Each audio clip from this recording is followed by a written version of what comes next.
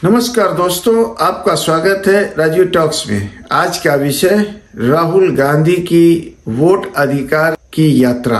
राहुल जी ने और तेजस्वी जी ने मिलकर और पूरे महागठबंधन के सदस्यों ने मिलकर एक बहुत बड़ा संदेश देने के लिए, एक जन जागरण के लिए, लोगों को चेताने के लिए वोट अधिकार की यात्रा रखी।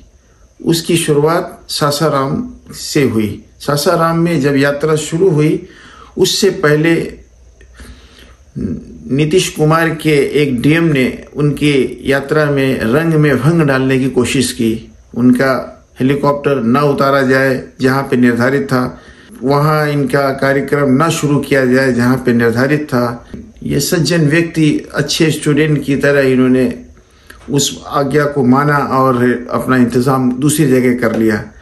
लेकिन यात्रा की शुरुआत जब हुई तो लाखों लोगों के जो भीड़ आई है, उसको देखकर पूरा सत्ता पक्ष, चाहे वो बिहार का एनडीए गवर्नमेंट हो, चाहे वो दिल्ली में बैठे हुए मोदी की अवैध सरकार हो, या गृह मंत्री अमित शाह हो, या पूरे हिंदुस्तान में बीजेपी और आरएसएस के लोग, उनकी आंखें फटी की फटी रह गई हैं। लाखों लोगों का हुजूम निकल पड़ा है। वो अपने मसीहा को देखने के लिए निकल पड़े।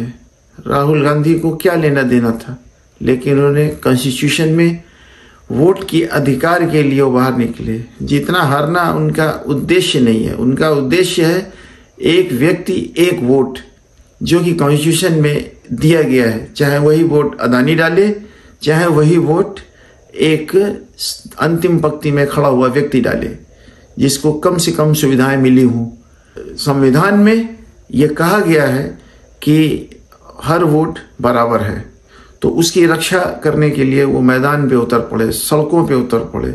उनका बखूबी साथ दे रहे हैं तेजस्वी यादव और वीआईपी के नेता मुकेश सहनी और दीपांकर भट्टाचार्य जी और सभी लोग जो वामपंथी दलों के नेता हैं, जिसमें सुहासिनी अली भी आई थी, जो कि काफ़ी दिनों के बाद में उनका नाम आया।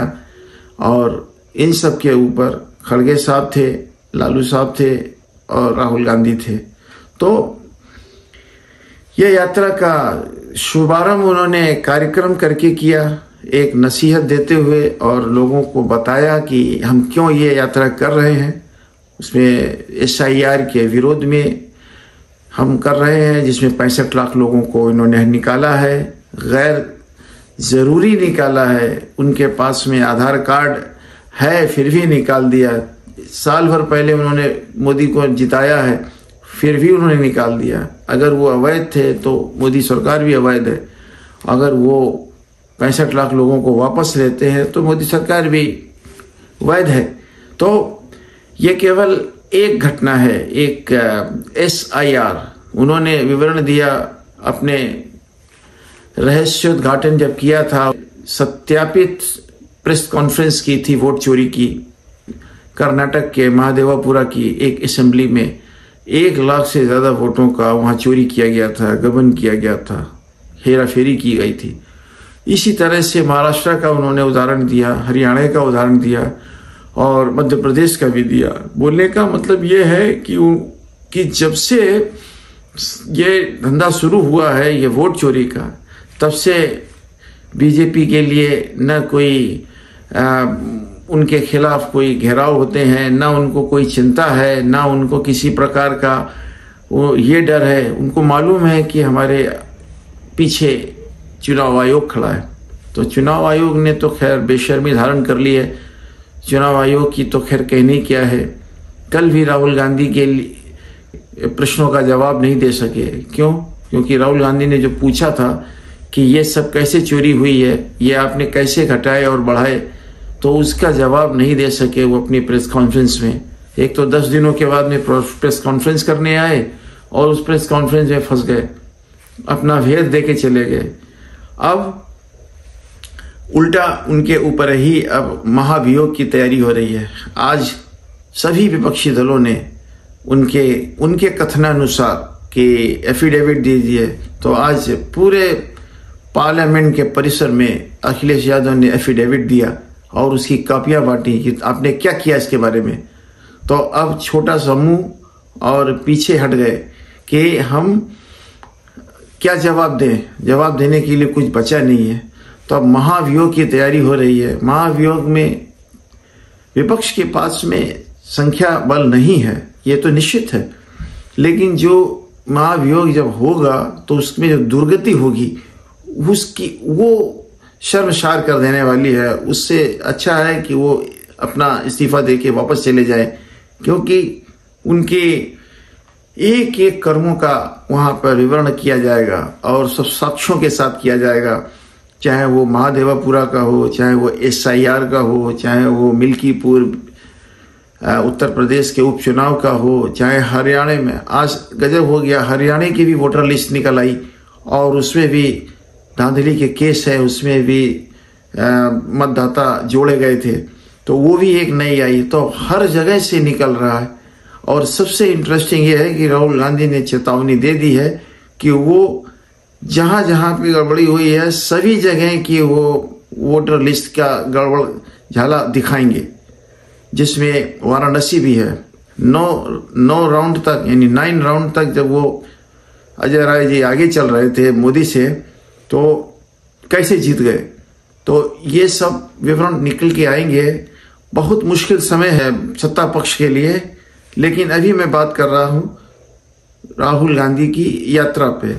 एक ऐसा हुजूम दिख रहा है जैसे भारत जोड़ो यात्रा में था। भारत जोड़ो यात्रा में इसी प्रकार के लगभग सीन थे। लोग छूना चाहते हैं, लोग फूलों की बरसात कर रहे हैं, लोग गाड़ी के आसपास लटक रहे हैं, गुलदस्ता देना चाहते हैं, उनका हाथ छू लेना चाहते हैं। चाहे राहुल गांधी हो चाहे तेजस्वी हो, एक तरफ राहुल गांधी बैठे हैं, एक तरफ तेजस्वी बैठे हैं, दोनों की तरफ हाथ बढ़ा बढ़ा के लोग देख रहे हैं।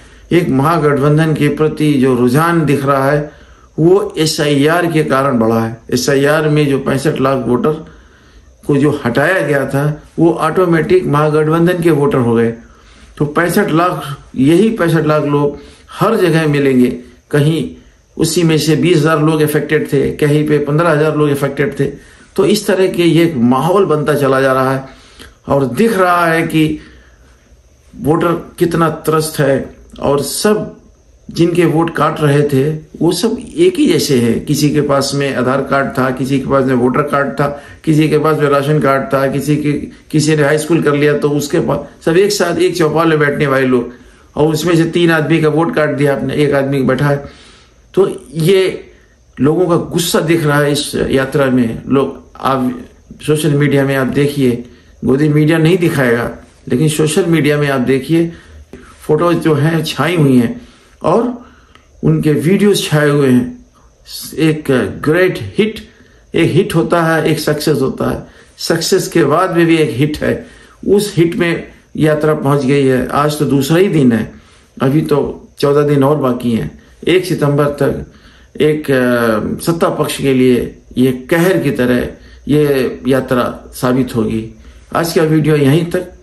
अगर ये वीडियो आपको अच्छा लगा हो, लाइक करें, सब्सक्राइब करें, कमेंट्स जरूर करें, अच्छे या बुरे। धन्यवाद।